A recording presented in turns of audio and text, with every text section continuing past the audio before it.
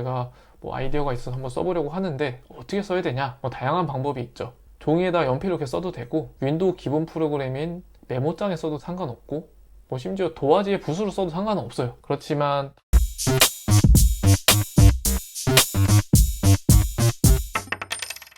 네, 안녕하세요. 슈퍼서민입니다. 네, 여러분 저번 영상에서 전자책을 쓰려는 이유와 종이책과 좀 비교를 했었죠. 그리고 전자책이 가지는 장점과 한계, 그런 부분에 대해서 좀 자세하게 다뤘는데, 이번 영상에서는 그래, 나 이런 거 다 고려했는데 전자책을 쓰기로 마음 먹었어 라고 하면 어떠한 판매 플랫폼에서 전자책을 판매를 할 것인지, 그 장단점들, 그리고 왜 그 플랫폼을 선택하는지, 그리고 전자책을 실제로 어떻게 쓸지, 어떻게 쓸지라는 것은 방법론에 대한 얘기가 아니라 어떠한 툴을 활용해서 쓸 것인지에 대해서 한번 얘기를 해보고자 합니다. 먼저 전자책 판매 플랫폼을 선정을 해야 되는데, 전자책 판매 플랫폼에는 지금 여러 가지가 있어요.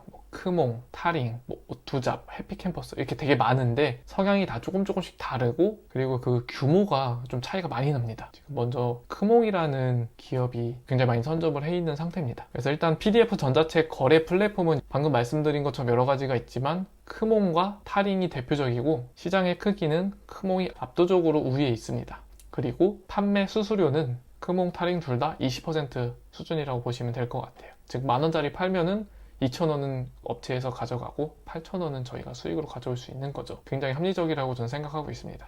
그리고 일부 신규 플랫폼들이 매우 저렴한 수수료를 내세우지만 그런 만큼 트래픽 유입도 약하고, 즉 고객이 적다는 거죠. 사후 처리 부분이나 그런 관리 부분이 아직 인증이 안 되어 있다고 판단이 돼요. 그럼 스트레스 많이 받겠죠. 또 그런데 시간을 쓰는 것보다는 저희는 수수료를 조금 지불하더라도 이렇게 좀 인증이 된 크몽과 타링만을 비교해 보도록 하겠습니다. 크몽과 타링의 차이점은, 크몽과 타링 둘 다 재능 마켓을 모티브로 한 그런 플랫폼인데 차이점이 있어요. 먼저 규모입니다. 규모는 크몽이 타링보다 훨씬 크고요. 심사 용이성이라고 표현을 했는데, 전자책을 등록을 할 때 전자책 판매를 하는 사이트에서 이 전자책 판매 가능합니다, 이 전자책 이러이러한 것 때문에 판매 등록을 해드릴 수 없습니다, 이렇게 심사를 합니다. 그런데 이 심사 용이성이 크몽이 압도적으로 좋다고 합니다. 타링은 올렸을 때 심사에서 거절당하는 경우가 굉장히 많다고 해요. 그리고 전자책 양식의 요건들이 있어요. 예를 들어서 크몽 같은 경우는 글자 크기 12에 줄간격 1.5, 그리고 분량은 20페이지 이상, 그리고 타링은 글자 크기 12에 행간 1.15, 그리고 50페이지 이상으로 최소 요건도 타링이 훨씬 가혹하죠, 50페이지면. 그리고 마지막으로 크몽은 나를 대표할 수 있는 모든 이미지를 프로필 사진으로 활용을 할 수가 있습니다. 인증받을 필요도 없고요. 반면에 타링은 얼굴 전면이 꼭 나와야지만 프로필 인증을 받을 수 있고, 프로필 인증을 받아야 판매를 등록을 할 수 있죠. 따라서 얼굴을 공개하는 거를 좀 꺼린다 하는 분들은 타링은 좀 힘들지 않나 하는 생각을 하고 있습니다. 따라서 정리를 하자면, 나는 최대한의 트래핑을 활용하고 싶고 얼굴 공개 그런 거 상관없고 50페이지 이상의 전자책을 완벽하게 준비할 수 있다 하면 크몽과 타링 두 개를 같이 진행을 하면 될 것 같고, 그렇지 않다 하면은 크몽에만 올리는 전략으로 접근을 하면 될 것 같습니다. 저는 크몽에만 올릴 생각입니다. 네, 다음으로 전자책 쓰는 방법, 사용 툴에 대해서 말씀을 드릴 건데요. 사용 툴이 여러 가지가 있겠지만 전자책을 실제로 한번 써봐야 되잖아요. 내가 아이디어가 있어서 한번 써보려고 하는데 어떻게 써야 되냐? 다양한 방법이 있죠. 종이에다 연필로 이렇게 써도 되고, 윈도우 기본 프로그램인 메모장에 써도 상관없고, 심지어 도화지에 붓으로 써도 상관은 없어요. 그렇지만 다 쓴 내용을 PDF 파일로 변환하기 위해서는, 혹은 추후에 말씀드릴 구글 독스라는 툴을 활용해서 전자화하기 위해서는 컴퓨터 프로그램을 활용해야 합니다. 그래서 첫 번째로는 워드 프로세서. 워드 프로세서는 많이들 쓰시는 MS 워드 혹은 한글 그런 프로그램들이 있죠. 애초에 문서 작성용으로 만들어진 프로그램이기 때문에 글을 쓰고 편집하는데 특화되어 있습니다. 또한 간단한 표나 이미지 작업도 충분히 가능하죠. 이렇게 워드 프로세서로 완성한 글을 검토하고 이제 올리고 싶다 하면 그냥 PDF로 변환만 해주면 됩니다. 변환하는 방법은 그렇게 어렵지 않고 파일 누르고 내보내기 해서 그 파일 형식을 PDF로 변환해주면 될 겁니다. 그리고 두 번째로 PPT 방식이 있는데, PPT 방식은 발표할 때 주로 사용하죠. 대표적으로는 MS의 파워포인트가 있고, 맥용으로도 나온 툴이 있긴 한데 일단은 대표적으로 파워포인트가 있죠. 그리고 이 PPT는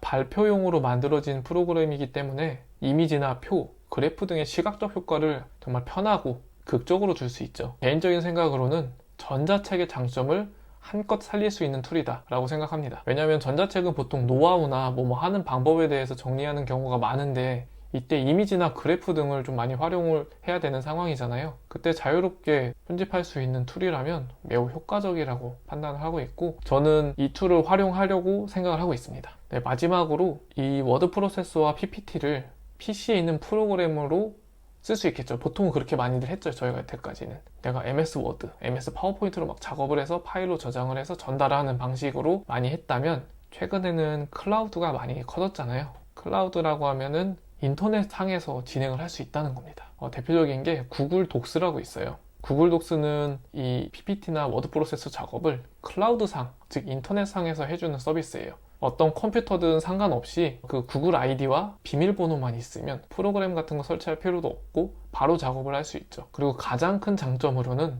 PDF 파일로 변환도 물론 가능하지만 해당 문서에 대한 접근 권한을 주는 방식으로도 전자책을 판매를 할 수가 있어요. 예를 들면 어떤 고객이 전자책 구매를 했을 때 PDF 파일을 다운로드 받으면 이분은 이제 불법 복제가 가능하겠죠. 그렇지만 구글 독스 같은 경우는 그분에게 우리가 개인적으로 열람 권한을 부여함으로써 그분은 딱 열람까지만 할 수 있는 거죠. 보기만 할 수 있을 뿐 복제, 유포 이런 거는 못하는 겁니다. 즉 정리하자면 PDF 파일의 배포 방식은 복제와 유포 얼마든지 가능한 반면에 구글 독스의 권한 부여 방식은 뭐 복제, 유포 이런 부분에 대해 걱정할 필요가 없을 뿐더러 플러스로 이미 판매한 책의 내용을 얼마든지 업데이트를 해줄 수가 있습니다. 제가 들어가서 바꿔주기만 하면 자동으로 반영이 될 테니까요. 그래서 사후 관리도 잘 할 수 있다 하는 점이죠. 다만 조금 유의해야 될 점은 PDF 파일 같은 경우는 구매자가 구매를 하고 뭔가 이렇게 다운을 받잖아요. 그래서 내가 뭔가 산 느낌이 나지만 구글 독스 권한을 좀 부여를 해주는 방식은 뭔가 내가 볼 수는 있지만 뭔가 좀 산 느낌은 좀 없죠. 구매한 느낌이 조금 적다는 그런 점들은 있어요. 그래서 저는 이런 부분들 때문에